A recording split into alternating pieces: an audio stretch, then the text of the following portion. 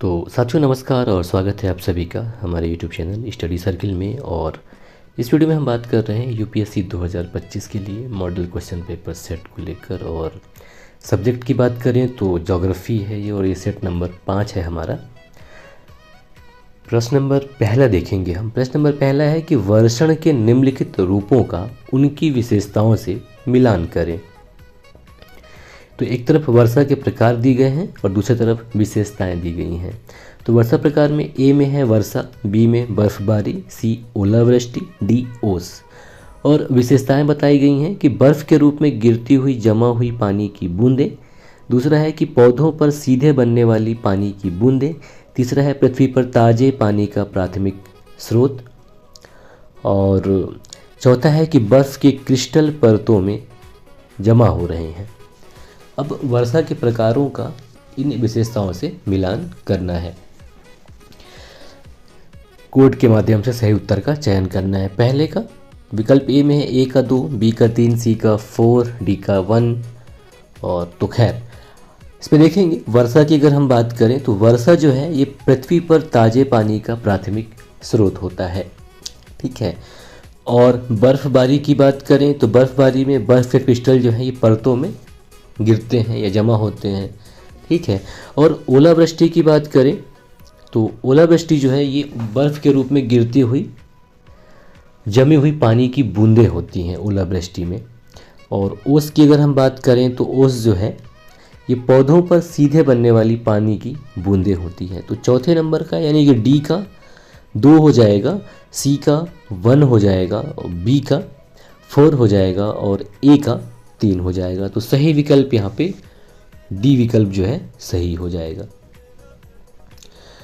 अब वर्षा की अगर हम बात करें तो वर्षा जो है ये पृथ्वी पर ताज़े पानी का प्राथमिक स्रोत होता है, क्योंकि यह अक्सर होता है क्योंकि ये विशाल क्षेत्रों को कवर करता है। इसके अलावा बर्फबारी में क्या होता है कि बर्फ़ के क्रिस्टल शामिल होते हैं, जो कि आमतौर पर बर्फ़ के टुकड़े बनते हैं जिससे। और ओलावृष्टि की बात करें तो ये जमी हुई पानी की बूंदों से बनी होती हैं, जो कि बर्फ़ के रूप में गिरती हैं, जो अक्सर तूफानों में ऊपर की ओर आने वाली तेज़ हवा के प्रवाह के फलस्वरूप निर्मित होती है। और ओस की बात करें तो ओस जो है अपनी ठंडी सतहों पर पानी के बूंदों के संघनन से बनती है, जो प्रायः सुबह के समय तापमान गिरने पर पौधों पर देखा जाता है। और स्पेशली आप जो ठंडे के समय में होता है, आप गेहूं में देखेंगे, राई में देखेंगे, सुबह सुबह आपको मिलेगा ओस की बूंद, है ना। तो इसलिए यहाँ पे सही विकल्प डी हो जाएगा कि ए का 3, बी का 4, सी का 1 और डी का 2, है ना। अब प्रश्न नंबर दूसरा देखेंगे। प्रश्न नंबर दूसरा है कि समुद्री संसाधनों के निर्माण के बारे में निम्नलिखित कथनों पर विचार करें। पहला कथन है कि प्रवाल भित्तियाँ समुद्र के नीचे लावा के ठंडा होने और जमने से बनती हैं। दूसरा कथन है कि रेत और बजरी का निर्माण विघटित समुद्री जीवन के अवसादन से होता है।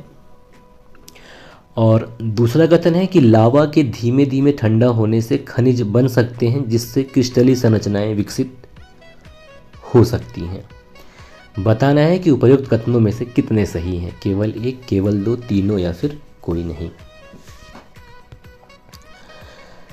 तो देखिए प्रवाल भित्ति की अगर हम बात करें तो प्रवाल भित्ति जो है ये ठंडे लावा से नहीं बनते हैं, बल्कि ये प्रवाल लार्वा के द्वारा पानी के नीचे के चट्टानों से चिपक कर समय के साथ भित्तियों का निर्माण करने से प्रवाल भित्ति का निर्माण होता है। तो पहला कथन जो है ये गलत हो जाएगा। दूसरा है कि रेत और बजरी का निर्माण विघटित समुद्री जीवन के अवसादन से होता है, तो ऐसा नहीं है, क्योंकि रेत और बजरी जो है ये तेज़ी से बहने वाली नदियों द्वारा चट्टानों के कटाव से उत्पन्न होती है, न कि विघटित समुद्री जीव से। तो दूसरा कथन भी गलत हो जाएगा। तीसरा कथन की बात करें तो तीसरा कथन है कि लावा के धीमे धीमे ठंडा होने से खनिज बन सकते हैं। ये सही बात है, क्योंकि लावा के धीमे रूप से ठंडा होने से ही खनिज बन सकते हैं, और उससे ही क्रिस्टलीय संरचनाएं विकसित हो सकती हैं। इसलिए यहाँ पे जो कथन 3 है वो सही है, और विकल्प जो है केवल 1 सही हो जाएगा, यानी कि विकल्प ए सही है, केवल 1 इसमें कथन सत्य है। अब आगे देखेंगे प्रश्न नंबर 3। तो प्रश्न नंबर 3 है कि निम्नलिखित कथनों पर विचार करें। गारो और खासी पहाड़ियाँ भारतीय उपमहाद्वीप के प्रायद्वीपीय भाग का विस्तार हैं। दूसरा कथन है कि कार्बी आंगलोंग पठार के साथ साथ मेघालय पठार भी मालदा फाल्ट द्वारा छोटा नागपुर पठार से अलग होता है। बताना है कि इन कथनों में से कौन सा या कौन से सही हैं। केवल एक, केवल दो, एक और दो दोनों, ना तो एक ना ही दो। तो गारो और खासी पहाड़ियाँ जो कि मेघालय पठार का निर्माण करती हैं, तो ये गारो, खासी और जयंता पहाड़ियाँ जो है ये भारत के प्रायद्वीपीय पठार का भूवैज्ञानिक विस्तार है। ठीक है, तो पहला कथन जो है ये सत्य हो जाएगा। और ये जो पठारी क्षेत्र है जिसमें कार्बी आंगलोंग पठार शामिल है, प्राचीन गोंडवाना लैंड का हिस्सा है। ये वर्तमान में अलग हो गया है और भारत के पूर्वोत्तर क्षेत्र का हिस्सा बन गया है, जो भूवैज्ञानिक रूप से भारत के प्रायद्वीपीय भूभाग से जुड़ा हुआ है। ठीक है, तो पहला कथन जो है ये सत्य है। और दूसरा कथन की बात करें तो जो मेघालय पठार है, तो मेघालय पठार को पश्चिम बंगाल में मालदा फाल्ट के द्वारा छोटा नागपुर पठार से अलग किया गया है। और ये जो फाल्ट है ये भारतीय उपमहाद्वीप के इन दो क्षेत्रों को विभाजित करते हुए एक भूवैज्ञानिक दरार बनाता है। तो यहाँ पे दोनों कथन सत्य हैं, पहला और दूसरा। तो सही विकल्प सी हो जाएगा कि एक और दो दोनों कथन सत्य हैं। ठीक है, अब चौथा प्रश्न देखेंगे। प्रश्न नंबर चौथा है कि कावेरी नदी के संबंध में निम्नलिखित कथनों पर विचार करें। पहला कथन कि कावेरी नदी दक्षिण भारत की सबसे बड़ी नदी है। दूसरा कथन यह कर्नाटक से निकलती है और बंगाल की खाड़ी में गिरती है। तीसरा कथन यह तमिलनाडु राज्य की सबसे बड़ी नदी है। और चौथा कथन है कि हेमावती, सिमसा और हरंगी कावेरी नदी की दाहिनी तटवर्ती सहायक नदियां हैं। बताना है कि इनमें से कितने कथन सही हैं। तो कावेरी नदी की बात करें तो ये दक्षिण भारत में गोदावरी और कृष्णा के बाद तीसरी सबसे बड़ी नदी है। ठीक है, तो गोदावरी नदी जो है साउथ इंडिया की सबसे बड़ी नदी है और कृष्णा उसके बाद आता है, थर्ड नंबर पे कावेरी आता है। तो पहला कथन जो है असत्य हो गया। दूसरा कथन कि यह कर्नाटक से निकलती है और बंगाल की खाड़ी में गिरती है, तो यह सही है, क्योंकि कर्नाटक के पश्चिमी घाट में कोडागु जिले में ब्रह्मगिरी पर्वतमाला से, जिसका मतलब एक जगह है जिसका नाम ताल कावेरी है, वहाँ से निकलती है और बंगाल की खाड़ी में जाके गिर जाती है। तो दूसरा कथन जो है सत्य है। इसके अलावा यह तमिलनाडु राज्य की सबसे बड़ी नदी है, जिसे तमिल में पोन्नी नाम से जाना जाता है, कावेरी नदी को। ठीक है, यानी कावेरी नदी जो है तमिलनाडु राज्य की सबसे बड़ी नदी है और कावेरी नदी को तमिलनाडु में पोन्नी के नाम से भी जाना जाता है। ठीक है, तो दूसरा और तीसरा कथन सत्य है। तीसरे की बात करें तो ये जो अर्कावती, हेमावती, सिमसा और हरंगिया जो नदी हैं, असल में ये कावेरी नदी की बाएं तट की सहायक नदियां हैं, जबकि दाएं तट की जो सहायक नदियां हैं उनमें लक्ष्मी तीर्थ, सुवर्णवती, नोइल, भवानी, काबनी और अमरावती नदियां शामिल हैं।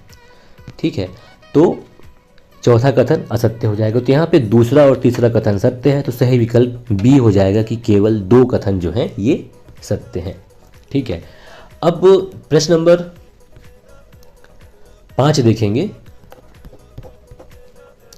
कि महासागरीय तल में सामान्यतः निम्नलिखित में से कौन सा सबसे नीचे दिखाई देता है। अथाह मैदान, सी माउंट, या महाद्वीपीय सेल्फ, या दरार घाटी, या तो यहां पे महासागरीय तल की अगर बात करें तो जो दरार घाटी है यह सबसे नीचे दिखाई देता है, तो सही विकल्प डी हो जाएगा। ठीक है,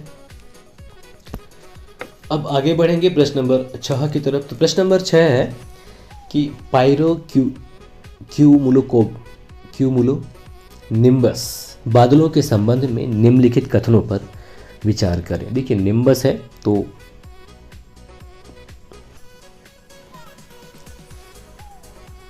इसमें मतलब पानी है, इतना कंफर्म है, ठीक है, क्योंकि बादलों के बारे में बताया था आपको कि जिस बादल में नींबू जुड़ा हो वो पानी देता है।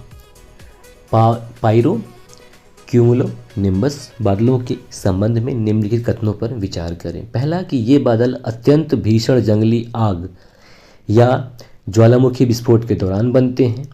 दूसरा कथन है कि पायरो क्यूमुलोनिम्बस बादल अक्सर भारी वर्षा उत्पन्न करते हैं जिससे जंगली आग बुझाने में मदद मिलती है। तीसरा कथन है कि बढ़ते वैश्विक तापमान ने इन बादलों के निर्माण में वृद्धि में योगदान दिया है। बताना है कि इनमें से कितने सही हैं, केवल एक, केवल दो, तीनों या फिर कोई नहीं। तो ये जो पायरो क्यूमुलोनिम्बस बादल हैं ये भीषण जंगली आग या ज्वालामुखी विस्फोट के दौरान बनने वाले बादल हैं जो कि वैश्विक तापमान में वृद्धि के कारण आम होते हुए जा रहे हैं, ठीक है। तो पहला और तीसरा कथन जो है ये सत्य है, तो सही विकल्प यहाँ पे बी हो जाएगा। और ये जो बादल हैं मतलब इनका निर्माण तब होता है जब आग से उत्पन्न तीव्र गर्मी के कारण आसपास की हवा जलवाष्प, धुआं और राख लेकर तेजी से वायुमंडल में ऊपर उठती है, और जैसे ही हवा ठंडी होकर संघनित होती है पायरोक्यूमुलस बादल बनता है, जो सही परिस्थितियों में पायरो क्यूमुलोनिम्बस बादल में परिवर्तित हो सकता है। और ये जो विशाल बादल बनते हैं मतलब ये 50,000 फीट की ऊंचाई तक पहुंच सकते हैं। हालांकि ये तूफान तो उत्पन्न करते हैं लेकिन इनसे वर्षा बहुत कम होता है, जिससे संभावित रूप से नए जंगल में आग लग सकती है और मौजूदा जंगल में भी फैल सकती है, ठीक है। तो यहाँ पे जो सही विकल्प हो जाएगा वो बी हो जाएगा कि केवल दो, कि पहला और तीसरा कथन सत्य है, क्योंकि जो पायरो क्यूमुलोनिम्बस बादल हैं ये भारी वर्षा उत्पन्न नहीं करते हैं जिससे कि जंगली आग बुझाने में मदद मिल सके, बल्कि आग को भड़काने का ही काम करते हैं, ठीक है। तो सही विकल्प यहाँ पे बी हो जाएगा, केवल दो, यानी कि पहला और तीसरा कथन सत्य है। अब प्रश्न नंबर 7 देखेंगे। प्रश्न नंबर 7 है कि निम्नलिखित में से कौन सा जल स्तंभ का सबसे अच्छा वर्णन करता है। जल स्तंभ या वाटर स्पाउट। पहला है कि एक प्रकार के पानी के अंदर जाने वाला भूकंप। दूसरा है कि तूफान की आंख में एक शांत क्षेत्र, या पानी के ऊपर हवा और धुंध का घूमता हुआ स्तंभ बवंडर के समान, या इनमें से कोई नहीं। तो सही विकल्प यहाँ पे सी हो जाएगा कि जो जल स्तंभ है या जो वाटर स्पाउट है ये असल में पानी के ऊपर हवा और धुंध का घूमता हुआ स्तंभ होता है जो कि बवंडर के जैसा होता है। अब इसका संदर्भ ऐसा है कि अभी हाल ही में कुछ समय पहले एक दुखद घटना घटी जिसमें इटली के सिसिली तट पर एक लग्जरी नौका जो है एक भयंकर तूफान के कारण डूब गई, जो कि संभवतः ऐसा माना जाता है कि जल स्तंभ या वाटर स्पाउट के कारण संपन्न हुई। तो जल स्तंभ में क्या होता है कि पानी के ऊपर हवा और धुंध का एक घूमता हुआ स्तंभ होता है जो कि बवंडर के जैसा होता है लेकिन आमतौर पर कमज़ोर होता है। और ऐसा भी है कि जल स्तंभ जो है या तो तूफानी हो सकते हैं जो कि भयंकर तूफानों से जुड़े होते हैं, या फिर अच्छे मौसम वाले हो सकते हैं जो शांत परिस्थितियों में बनते हैं। और ऐसा माना जाता है कि जिस जल स्तंभ के कारण यह लग्जरी नौका डूबी वह एक बवंडर प्रकार का जल स्तंभ था जो काफ़ी विनाश का कारण बन सकता है, ठीक है। तो यहाँ पे सही विकल्प सी हो जाएगा कि पानी के ऊपर हवा और धुंध का एक घूमता हुआ स्तंभ जो बवंडर के जैसा हो जल स्तंभ कहलाता है, ठीक है। अब प्रश्न नंबर 8 देखेंगे। प्रश्न नंबर 8 है कि जल स्तंभों के बारे में निम्नलिखित कथनों पर विचार करें। पहला कथन है कि जल स्तंभ हमेशा बवंडर की तुलना में कमज़ोर होते हैं और कोई खास खतरा पैदा नहीं करते। दूसरा है कि बवंडरी जल स्तंभ भयंकर तूफानों से जुड़े होते हैं और भारी विनाश का कारण बन सकते हैं। तीसरा कथन है कि अच्छे मौसम में बनने वाले जल स्तंभ आमतौर पर कमज़ोर होते हैं तथा शांत मौसम में बनते हैं। उपरोक्त में से कितने कथन सही हैं? तो अभी हमने पहले ही थोड़ी सी बात किया, तो जो पहला कथन है कि जल स्तंभ हमेशा बवंडर की तुलना में कमज़ोर होते हैं और कोई खास खतरा पैदा नहीं करते, ऐसा नहीं है। तो पहला कथन जो है ये गलत हो जाएगा। दूसरा और तीसरा कथन जो है वो सत्य है। तो सही विकल्प यहाँ पे बी हो जाएगा, केवल 2, यानी कि दूसरा और तीसरा कथन जो है वो सत्य है। क्योंकि जल स्तंभ जो है कभी कभी बवंडर की तरह शक्तिशाली और विनाशकारी हो सकते हैं, विशेष रूप से बवंडर जल स्तंभ जो कि गंभीर गरज के साथ बनते हैं। ठीक है, और इसलिए पहला कथन जो है वो असत्य हो जाएगा। दूसरा कथन है कि जो बवंडरी जल स्तंभ होते हैं ये गंभीर आंधी और तेज हवाओं के साथ जुड़े होते हैं, जिससे वे बवंडर के समान बहुत ही महत्वपूर्ण क्षति पहुंचाने में सक्षम होते हैं, इसलिए दूसरा कथन सत्य है। तीसरा ये है कि मौसम के अनुकूल जो है जो जल स्तंभ बनते हैं ये आमतौर पर पानी की सतह पर शांत और स्थिर परिस्थितियां रहती हैं उस समय बनती हैं। तो ये कम विनाशकार, मतलब इनसे विनाश नहीं होता। ठीक है, तो इसका सही विकल्प बी हो जाएगा, केवल 2, यानी कि दूसरा और तीसरा कथन सत्य है। ठीक है, अब देखेंगे प्रश्न नंबर 9। तो प्रश्न नंबर 9 है कि निम्नलिखित में से कौन से कारक मुख्य रूप से तिब्बत के सेंडोगुपू गली में बड़े पैमाने पर अपशिष्ट के निर्माण में योगदान करते हैं जो ब्रह्मपुत्र नदी को प्रभावित करता है। पहला है कि बड़े पैमानों पर वनों की कटाई, दूसरा विकल्प है कि अनियमित खनन गतिविधियां, तीसरा विकल्प है कि पशुओं द्वारा अत्यधिक चराई, या चौथा है कि वार्मिंग और भूकंपीय गतिविधि, यानी कि ग्लोबल वार्मिंग और भूकंपीय गतिविधि। तो यहाँ पे सही विकल्प हो जाएगा तापमान वृद्धि और भूकंपीय गतिविधि, यानी कि डी विकल्प सही हो जाएगा। क्योंकि जो ब्रह्मपुत्र नदी के ऊपरी हिस्से में जो तिब्बत के सेंडोगुपू गली में बड़े पैमाने पर भूस्खलन जो है चिंता का विषय बन गया है, क्योंकि यहाँ मुख्य रूप से तापमान वृद्धि और भूकंपीय गतिविधियों के कारण लगातार भूस्खलन हो रहा है और इस भूस्खलन से ब्रह्मपुत्र नदी प्रभावित हो रही है। तो वर्ष 2017 से इन प्राकृतिक घटनाओं ने भूस्खलन को बढ़ावा दिया है, जिससे यारलुंग सांगपो नदी यानी कि ब्रह्मपुत्र नदी में लाखों क्यूबिक मीटर जो है मलबा आ गया है और इस मलबे के कारण नदी के अवरुद्ध होने या जाम होने का खतरा है, जिससे भारत के असम और बांग्लादेश जैसे क्षेत्रों में संभावित बाढ़ भी आ सकती है। जबकि वनों की कटाई, अतिचारण और खनन जो है ये बड़े पैमाने पर बर्बादी में योगदान तो कर सकती हैं, लेकिन जो सेंडोगुपू गली का विशिष्ट मामला है ये मुख्य रूप से टेक्टोनिक रूप से सक्रिय हिमालयी क्षेत्र में तापमान और भूकंपीय गतिविधियों से प्रभावित है। इसलिए विकल्प जो अपना डी है ये सही है कि तापमान वृद्धि और भूकंपीय गतिविधियाँ, क्योंकि इसकी वजह से यहाँ भूस्खलन हो रहा है जिससे ये पूरा सिस्टम गड़बड़ हो रहा है। ठीक है, तो सही विकल्प यहाँ पे डी हो जाएगा, है ना। अब देखेंगे हम 10वां प्रश्न। 10वां प्रश्न है कि सिंक होल्स के संबंध में निम्नलिखित कथनों पर विचार करें। पहला कथन है कि सिंक होल जमीन में बने गड्ढे होते हैं जब पृथ्वी की सतह की परतें ढहकर गुफाओं में तब्दील होने लगती हैं तो सिंक होल का निर्माण होता है। पहला कथन है। दूसरा है कि इनका निर्माण कार्स्ट भूभागों में होता है जहां पृथ्वी की सतह के नीचे की चट्टानें भूजल द्वारा आसानी से घुल सकती हैं। तीसरा कथन है कि वे प्राकृतिक प्रक्रियाओं या मानवीय गतिविधियों के कारण बनते हैं। बताना है कि इनमें से कितने कथन सही हैं, केवल 1, केवल 2, तीनों या फिर कोई नहीं। तो यहाँ पे सही विकल्प सी हो जाएगा कि ये तीनों कथन सही है, क्योंकि क्या है कि देखिए जो सिंक होल होते हैं ये ज़मीन में बने गड्ढे होते हैं और जब पृथ्वी की सतह की जब परतें हैं ये ढहकर गुफाओं में तब्दील होने लगती हैं तो ये अचानक और बिना किसी चेतावनी के भी हो सकते हैं, यानी कि इनका निर्माण हो सकता है क्योंकि पृथ्वी की सतह के नीचे की ज़मीन है जो कुछ समय तक बरकरार रह सकती है जब तक कि बहुत बड़ी जगह या बहुत बड़ा गड्ढा ना बन जाए तब तक। और ये जो सिंक होल होते हैं ये प्राकृतिक प्रक्रियाओं या मानवीय गतिविधियों के कारण बन सकती हैं। आमतौर पर जो सिंक होल होते हैं ये कार्स्ट इलाकों में बनते हैं, कि ऐसे क्षेत्र जहाँ चूने की मात्रा हो यानी कि जहाँ की चट्टानें जो हैं, यहाँ पृथ्वी की सतह के नीचे की चट्टानें जो हैं भूजल द्वारा आसानी से घुल सकती हों, वहाँ इनका निर्माण होता है। ऐसे क्षेत्रों को कार्स्ट क्षेत्र कहा जाता है। ठीक है, तो सही विकल्प यहाँ पे सी हो जाएगा कि ये तीनों कथन जो हैं सत्य हैं।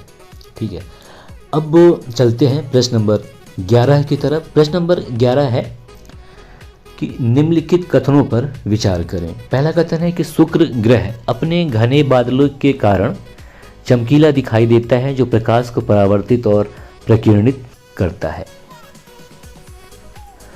दूसरा कथन है कि समान आकार के कारण शुक्र को पृथ्वी का जुड़वां ग्रह कहा जाता है। तीसरा कथन है कि शुक्र ग्रह का एक चंद्रमा है और उसके चारों ओर वलय भी है। तो देखिए, अब बताना है कि इनमें से कितने सही हैं। केवल एक, केवल दो, तीनों या कोई नहीं। तो शुक्र ग्रह अपने घने बादलों के कारण चमकीला दिखाई देता है, जो प्रकाश को परावर्तित और प्रकीर्णित करता है। तो यह कथन सत्य है, क्योंकि आप पृथ्वी से देखने पर जो शुक्र ग्रह है, ये चंद्रमा के बाद आकाश में दूसरा सबसे चमकीला पिंड दिखता है। और ये जो ग्रह है यानी शुक्र ग्रह अपने घने बादलों के आवरण के कारण, मतलब घने इसके आसपास जो है बादलों का आवरण है, जिसकी वजह से ये चमकीला दिखता है और ये प्रकाश को परावर्तित और प्रकीर्णित भी करता है। इसी वजह से ये चमकीला दिखाई देता है। तो पहला कथन जो है सत्य है। दूसरा कथन है तो ये भी सत्य है कि समान आकार के कारण शुक्र ग्रह को पृथ्वी का जुड़वा ग्रह कहा जाता है। ठीक है, लेकिन दोनों ग्रहों के बीच बहुत ही महत्वपूर्ण अंतर भी पाया जाता है, लेकिन जुड़वा ग्रह सिर्फ आकार की वजह से कहा जाता है। ठीक है, और तीसरा कथन है कि शुक्र ग्रह का एक चंद्रमा है और उसके चारों ओर एक वलय भी है। तो ऐसा नहीं है, शुक्र का कोई भी चंद्रमा नहीं है और ना ही उसका कोई वलय है। ठीक है, तो यहाँ पे सही विकल्प बी हो जाएगा कि केवल दो कथन, यानी कि पहले और दूसरे कथन सत्य हैं, तीसरा असत्य है, क्योंकि शुक्र ग्रह का कोई भी चंद्रमा नहीं है। अब जब चंद्रमा नहीं है तो वलय भी नहीं होगा। ठीक है, अब बढ़ते हैं प्रश्न नंबर 12 की तरफ। तो प्रश्न नंबर 12 है कि क्षुद्र ग्रहों के संबंध में निम्नलिखित कथनों पर विचार करें। पहला कथन है कि क्षुद्र ग्रह चट्टानी पिंड हैं जो सूर्य की परिक्रमा करते हैं। दूसरा कथन है कि ट्रोजन ऐसे क्षुद्र ग्रह हैं जो किसी बड़े ग्रह के साथ एक ही कक्षा में परिक्रमा करते हैं। तीसरा कथन है कि पृथ्वी के निकट स्थित क्षुद्र ग्रहों की कक्षाएं पृथ्वी के निकट से गुजरती हैं तथा उन सभी को संभावित खतरनाक क्षुद्र ग्रहों या PHAS के रूप में वर्गीकृत किया गया है। बताना है कि इनमें से कितने सही हैं, केवल एक, केवल दो, तीनों या फिर कोई नहीं। तो क्षुद्र ग्रह की बात करें, जो क्षुद्र ग्रह होती हैं असल में सूर्य की परिक्रमा करने वाली चट्टानी वस्तुएं होती हैं जो ग्रहों से बहुत छोटी होती हैं और इन्हें लघु ग्रह भी कहा जाता है। तो पहला कथन जो है वो सत्य हो जाएगा। और क्षुद्र ग्रह जो असल में 3 वर्ग में होते हैं। पहला तो ऐसे हैं जो कि मंगल और बृहस्पति के बीच मुख्य क्षुद्र ग्रह बेल्ट में पाए जाते हैं, जिनमें अनुमानतः 1.1 से 1.9 मिलियन तक क्षुद्र ग्रह मौजूद हैं, ऐसा कहा जाता है। और दूसरा समूह जो है क्षुद्र ग्रहों का वो ट्रोजन है, जो ऐसे क्षुद्र ग्रह हैं जो किसी बड़े ग्रह के साथ कक्षा साझा करते हैं।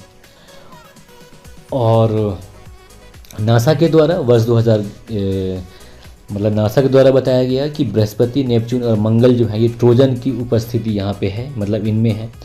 तो यहाँ इसका मतलब ये हुआ कि जो ट्रोजन उपग्रह है, जो ट्रोजन क्षुद्र ग्रह है वो किसी बड़े ग्रह के साथ एक ही कक्षा में परिक्रमा करते हैं। जैसा कि पहले ही कहा कि जो ट्रोजन ऐसे समूह के क्षुद्र ग्रह होते हैं जो किसी बड़े ग्रह के साथ अपना कक्षा साझा करते हैं, और इसलिए सही दूसरा कथन भी जो है वो सत्य हो जाएगा। ठीक है, और तीसरे कथन की बात करें उससे पहले जो क्षुद्र ग्रह का जो तीसरा वर्गीकरण है, तो उसकी जो तीसरा वर्गीकरण ये है कि निकट पृथ्वी क्षुद्र ग्रह यानी कि NEA हैं जिनकी कक्षाएं जो हैं पृथ्वी के करीब से गुजरती हैं, जो पृथ्वी की कक्षा को पार करती हैं, उन्हें अर्थ क्रॉसर कहा जाता है। तो 10,000 से ज़्यादा ऐसे क्षुद्र ग्रह ज्ञात हैं, जिनमें से 1400 से ज़्यादा को संभावित रूप से खतरनाक क्षुद्र ग्रह के रूप में वर्गीकृत किया गया है। ठीक है,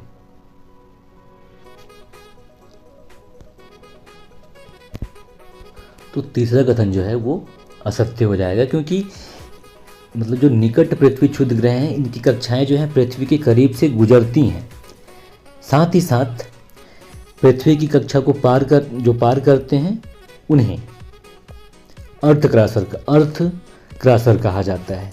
ठीक है, और इन सभी को खतरनाक क्षुद्र ग्रह के रूप में वर्गीकृत किया गया है। तो यहाँ पे 1, 2 और 3 ये दोनों सही हो जाएंगे, इसलिए सही विकल्प यहाँ पे सी हो जाएगा कि ये तीनों विकल्प सही हैं। ठीक है, और प्रश्न नंबर 13 देखेंगे। प्रश्न नंबर 13 है कि निम्नलिखित कथनों पर विचार करें। पहला कथन है कि प्रशांत अग्नि वलय यानी पैसिफिक फायर रेंज के अधिकांश भाग में टेक्टोनिक प्लेटें एक दूसरे की ओर बढ़ती हैं, जिससे सबडक्शन जोन बनते हैं। दूसरा कथन है कि सबडक्शन जोन वे स्थान हैं जहां पृथ्वी पर आने वाले अधिकांश हिंसक भूकंप आते हैं। तीसरा कथन है कि पिछले 50 वर्षों में भारतीय प्लेट स्थिर रही है और इसमें कोई अधः पतन नहीं हुआ है। बताना है कि इनमें से कितने सही हैं, केवल 1, केवल 2, तीनों या फिर कोई नहीं। तो नंबर 3 कथन देखेंगे कि पिछले 50 वर्षों में भारतीय प्लेट स्थिर रही है और इसमें कोई भी अधोपतन नहीं हुआ है, तो ये कथन जो है वो असत्य है। तो ठीक है, और पहले की देख लें बात अगर हम, तो जो रिंग ऑफ फायर कहा जाता है यानी कि प्रशांत अग्नि वलय, जो अधिकांश भाग है यहाँ पे टेक्टोनिक प्लेटें जो हैं एक दूसरे की ओर बढ़ती है, जिससे सबडक्शन जोन का निर्माण होता है ना। तो पहला कथन जो है वो सत्य है। और तो इसमें क्या होता है कि एक प्लेट जो है नीचे की ओर धकेल दी जाती है या दूसरी प्लेट जो है और वो सबडक्ट की जाती है। तो ये असल में जो प्रक्रिया है बहुत ही धीमी प्रक्रिया है, जिसमें प्रतिवर्ष केवल 1 या 2 इंच की ही गति होती है। तो जब ये सबडक्शन होता है तो चट्टानें पिघल जाती हैं, मैग्मा बन जाती हैं और पृथ्वी की सतह पर चली जाती हैं और ज्वालामुखी गतिविधि का कारण बनती हैं। तो जो दूसरा कथन है, सबडक्शन जोन वे स्थान है जहां पृथ्वी पर आने वाले अधिकांश हिंसक भूकंप आते हैं। ठीक है, तो सही विकल्प यहाँ पे दूसरा भी सत्य है, यानी कि पहला और दूसरा सही है, तीसरा असत्य है। तो सही विकल्प यहाँ पे केवल बी हो जाएगा कि केवल 2 कथन जो हैं वो सत्य हैं। अब देखिए 26 दिसंबर 2004 को भूकंप सबडक्शन जोन में आया था, जहां भारतीय प्लेट जो है बर्मा प्लेट के नीचे दब गई थी। ठीक है, तो यहाँ पे सबडक्शन जोन ऐसे स्थान होते हैं जहाँ पर पृथ्वी पर आने वाले अधिकांश जो हिंसक किस्म के या बहुत ही खतरनाक किस्म के भूकंप हैं वो आते हैं। तो पहला और दूसरा सत्य है, तो सही विकल्प यहाँ पे बी हो जाएगा, केवल 2। ठीक है, अब प्रश्न नंबर 14 देखेंगे। प्रश्न नंबर 14 है कि निम्नलिखित कथनों पर विचार करें। पहला कथन है कि अधिकांश सक्रिय आकाशगंगाओं के केंद्र में एक अति विशाल ब्लैक होल होता है। दूसरा कथन है कि क्वासर सुदूर आकाशगंगाओं में स्थित बहुत चमकीले पिंड हैं। तीसरा है कि क्वासर उन आकाशगंगाओं में पाए जाते हैं जिनमें अति विशाल ब्लैक होल होते हैं। बताना है कि इनमें से कितने कथन सत्य हैं। बिल्कुल बेसिक लेवल का क्वेश्चन है ये। ठीक है, तो यहाँ पे देखेंगे हम कि जो क्वासर होते हैं असल में ये दूर की आकाशगंगाओं में बहुत चमकीले पिंड होते हैं जो रेडियो आवृत्तियों पर जेट उत्सर्जित करते हैं। तो दूसरा कथन सत्य हो रहा है, और ये ऐसे आकाशगंगाओं में पाए जाते हैं जिनमें सुपर मैसिव ब्लैक होल होते हैं जो इन चमकदार डिस्क को शक्ति प्रदान करते हैं। तो तीसरा कथन भी यहाँ पे सत्य हो जाएगा। और ज़्यादातर सक्रिय आकाशगंगाओं के केंद्र में एक विशालकाय ब्लैक होल होता है। ठीक है, मतलब वही अधिकांश सक्रिय आकाशगंगाओं के केंद्र में एक अति विशाल ब्लैक होल होता है। तो पहला, दूसरा और तीसरा तीनों कथन सत्य हैं। तो सही विकल्प यहाँ पे सी हो जाएगा कि तीनों कथन सत्य हैं। और असल में जो विशालकाय ब्लैक होल होता है, यानी कि सक्रिय आकाशगंगाओं के केंद्र में एक विशालकाय ब्लैक होल होता है जो आसपास की वस्तुओं को अपने अंदर खींच लेता है। और क्वासर जो है ये ब्लैक होल के चारों ओर चक्कर लगाने वाली सामग्रियों द्वारा उत्सर्जित ऊर्जा से बनते हैं, जो कि ब्लैक होल में समा जाने से पहले वाली कि ठीक पहले वाली स्थिति होती है। ठीक है, तो यहाँ पे क्वेश्चन नंबर 14 का सही विकल्प सी हो जाएगा कि ये तीनों कथन सत्य हैं। ठीक है, अब प्रश्न नंबर 15 देखेंगे। प्रश्न नंबर 15 है कि भ्रंश या दरार पृथ्वी की सतह बनाने वाली चट्टान में एक लंबा विराम होता है। दूसरा कथन कि जब किसी भ्रंश पर भूकंप आता है तो भ्रंश के एक ओर चट्टान दूसरी ओर के सापेक्ष खिसक जाता है। तीसरा कथन है कि इंडोनेशिया प्रशांत बेसिन की फाल्ट लाइनों पर स्थित नहीं है। बताना है कि इनमें से कितने कथन सही हैं, केवल एक, केवल दो, तीनों या फिर कोई नहीं। तो भ्रंश की बात करें तो भ्रंश ऐसा स्थान होता है जहाँ चट्टान में बहुत अधिक दरार होती है जो पृथ्वी की सतह बनाती है, और जब इनमें से किसी एक भ्रंश पर भूकंप आता है तो भ्रंश के एक तरफ की चट्टान जो है दूसरी तरफ खिसक जाती है। तो पहला और दूसरा कथन जो है एक मतलब सत्य हो जाएगा। ठीक है,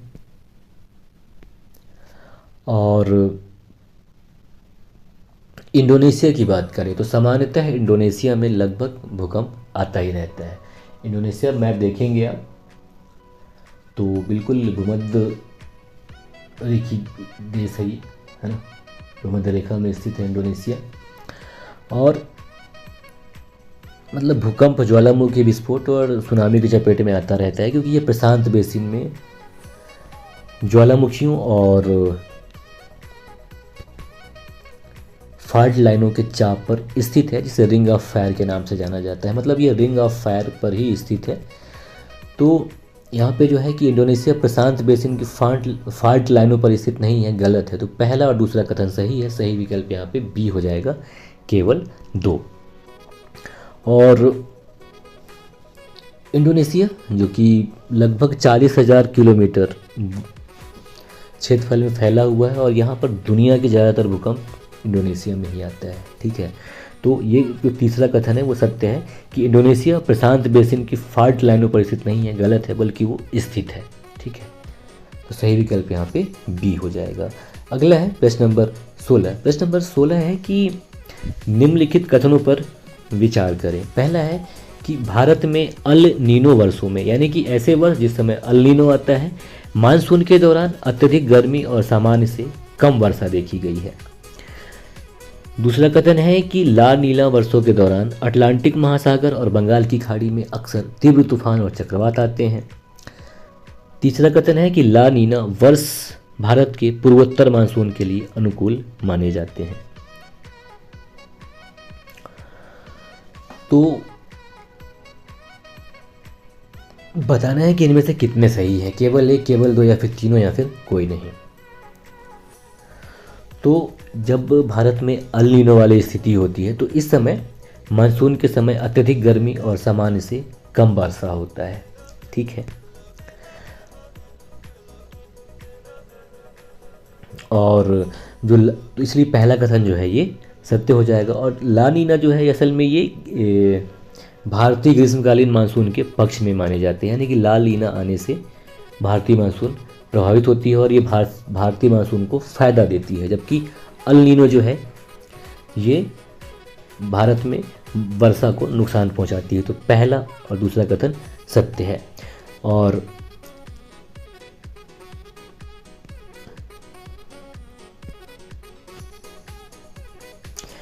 तीसरा कथन है कि ला नीना वर्ष भारत के पूर्वोत्तर मानसून के लिए अनुकूल माने जाते हैं।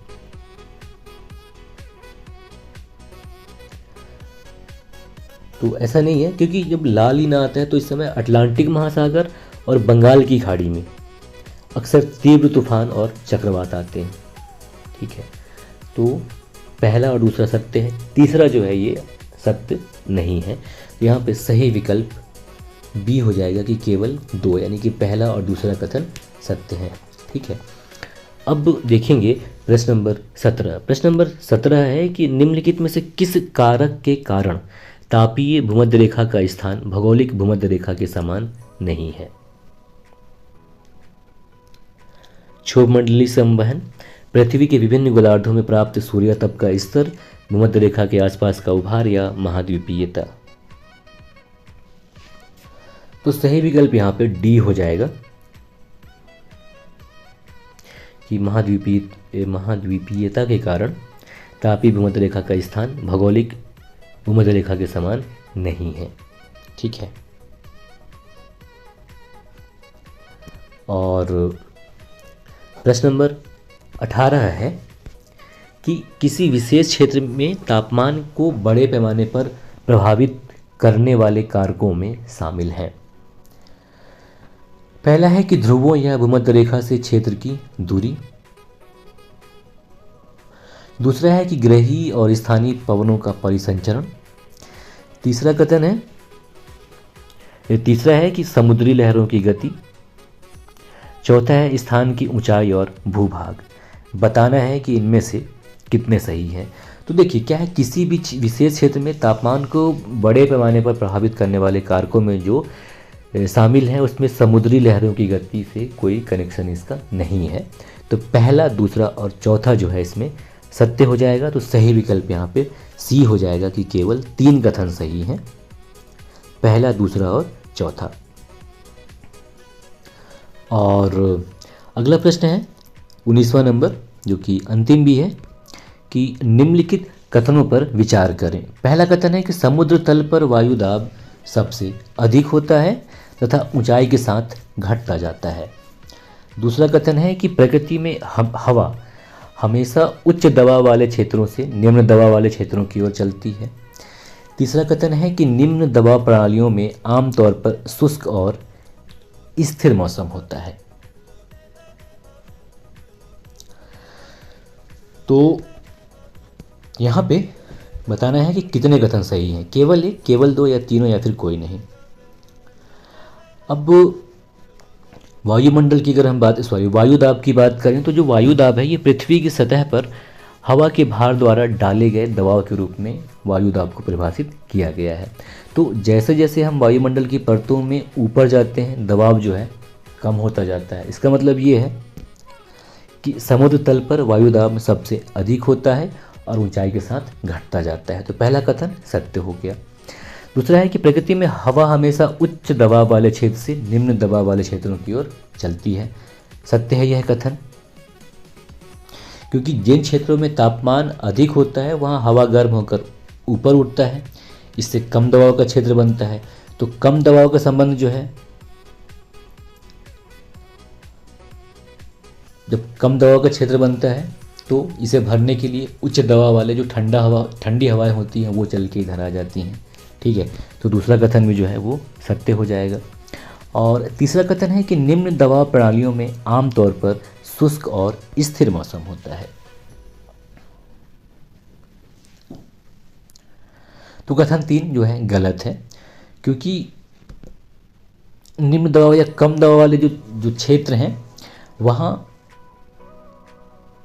मौसम जो है शुष्क नहीं होता बल्कि गीला मौसम होता है। ठीक है,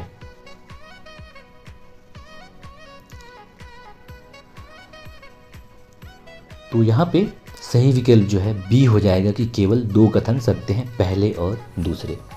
ठीक है, तो ये था साथियों हमारा भूगोल विषय से संबंधित प्रश्न सेट नंबर 5। बाकी अगले वीडियो में, तब तक के लिए नमस्कार। और बेहतर तैयारी के लिए एक ये भी सजेशन है आपके लिए कि आप चाहें तो इस पूरे वीडियो को म्यूट करके भी देख सकते हैं, है ना। नमस्कार, जय हिंद, जय भारत।